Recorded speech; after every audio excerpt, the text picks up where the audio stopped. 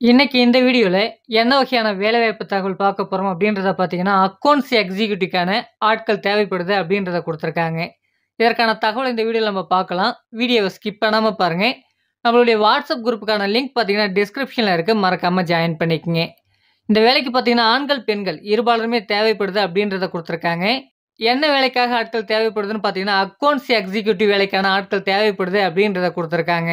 இந்த வேலைக்கான எக்ஸ்பீரியன்ஸ பொறுத்தவரைக்கும் குறைஞ்சபட்சமா 6 மாதத்துல இருந்து, அதிகபட்சமா 2 வருடம் வரைக்கும் நமக்கான எக்ஸ்பீரியன்ஸ் அக்கவுண்ட்ஸ்ல இருக்கணும் அப்டின்றத குடுத்துருக்காங்க.